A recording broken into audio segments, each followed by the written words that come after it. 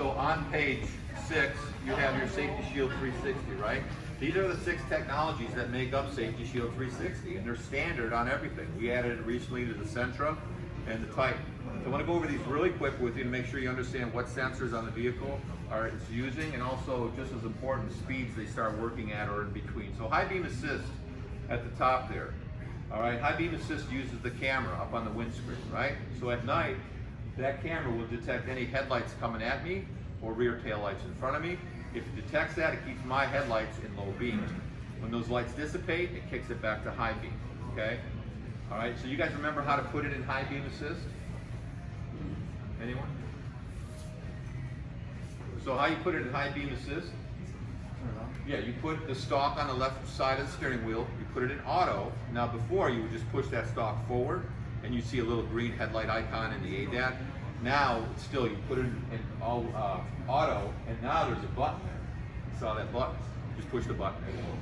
Okay, now going forward, will that be the new design on all our newer vehicles? Most likely, okay? All right, the next one, lane departure warning with the haptic steering wheel. Lane departure warning, again, uses that camera up there on the windscreen, so it detects any lane markers, okay? So if you drift over without putting your blinker on, you get audible and visual warnings, okay? Remember, the lane markers have to be clear and consistent. They can't be faded. They can't have snow on them. I know you don't get snow here, but I spent 7 years in Denver, so I'm just used to saying that. So does anyone know at what speed lane departure warning starts working at? 37 miles an hour and above, okay? It's really meant for the freeway. And over the years, I've had sales consultants, say, hey, Kevin, I can't get this thing working, I say, well, how fast are you going? I don't know, I'm doing like 30, 35. Well, it starts at 37 and above, okay? And you have to have it on in settings, okay? All right, automatic emergency braking with pedestrian detection. Automatic emergency braking, of course, uses the radar in front. It's right behind the Nissan badge. So the radar is detecting the car in front of me. So if I get too close, too fast, too soon to the vehicle in front of me, it gives me warnings, right? Audible and visual warnings. If I don't adhere to the warnings, for whatever reason, my car will apply heavier braking to either stop it or mitigate the effects of a collision. Automatic emergency braking starts working at 3 miles an hour and above, okay? So think about how many times you've been in, stop and go traffic, and I'm sitting there talking to you, and I look up and it's like, right? So it starts at 3. The pedestrian detection portion of this uses the camera.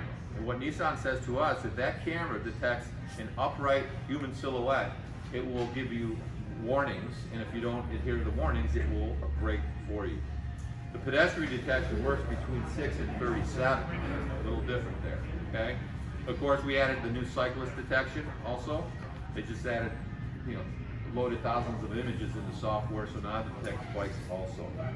All right, blind spot warning. Of course, it's always been radar based. The radar is in the back quarter panel behind the sheet metal. So of course, if someone pulls up in your blind spot, remember that little amber light in the A-pillar would light up, right, solid?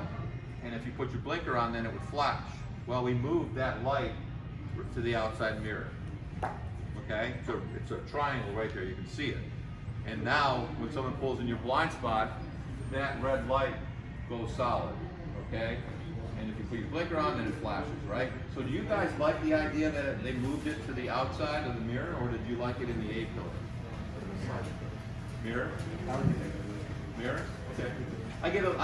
Lately most people don't like that fact that they moved it, and they said, I use that as an advantage because, no one else had it.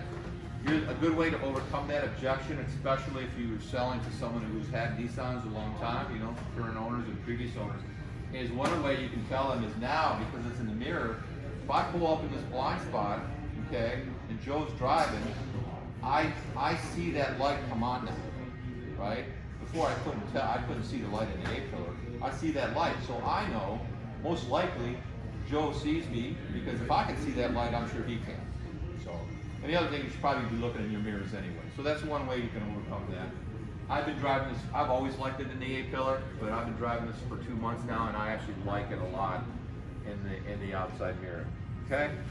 Anyone know what speed blind spot warning starts working at? 20 miles an hour and above. Okay, 20 and above. And again, it's important that you guys know that, you know, what speeds they work to share these with the customer. Perfect examples, last summer, I go to the airport every week and I had an Uber pick me up. He picked me up in a brand new 20 Ultima SL, black on black, really nice vehicle. I get in the car, he says, where are you going, what do you do? And I said, well, I'm a trainer for Nissan. He goes, oh man, he goes, I just bought this beautiful car, I love it. He goes, but I don't know what these lights are that are flashing in here. He goes, I don't know what these are. I said, that's your blind spot warning. I said, didn't your sales consultant tell you?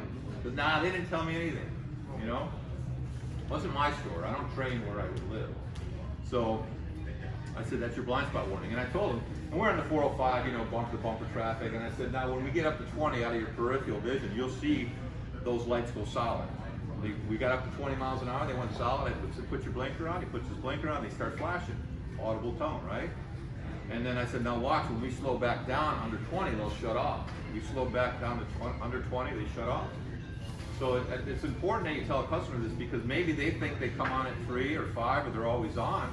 And if you're in that same situation, you put your blinker on, you're doing 15 and they don't come on and you don't look in the mirror, you're not going to be warned. So rear cross traffic alert, real quick, that uses the same radar, is blind spot warning. It sends a radar signal out to the right and to the left at about 66 feet. And if a car's coming from my right side in the parking lot and I'm backing up, that little light's going to flash. Also on my center display, you're going to get a yellow frame that pops up saying, hey, there's a car coming, okay? That works at 19 miles an hour and below, all right? Now, some people over the years, I've had people say, well, I don't know what 66 feet is. Okay, but, so a good way to tell a customer is it sends that radar signal out about 7 or 8 parking spots. I think people understand that a little bit more, especially since it's been used in the parking lot. Last one, rear automatic braking, okay? That's in the back. You'll see the 4 sonar tabs. We use sonar for that. Sonar uses radio waves, radar uses radio waves. Sonar uses sound waves, radar uses radio waves. So the reason we use sonar is because sonar is better at detecting stationary objects. Put the car in reverse, it'll send that signal out and it'll detect any stationary objects, be a wall, another vehicle, lamppost. It'll detect a person if they're stationary. And then you'll get warnings. If you don't brake, this car will brake for you. Has anyone experienced that? Makes that big crunching sound, like what did I hit? Make sure you tell your customer that it's going to make that sound. I wouldn't necessarily try to demo it unless you maybe, some dealerships have like a hedge. You can kind of back up and it'll work fine. You can demo it that way. Make sure you tell them what that is, because it's the first time they experience it and you didn't tell them, they're going to call you or they're going to bring it to service, say something's wrong with my brakes.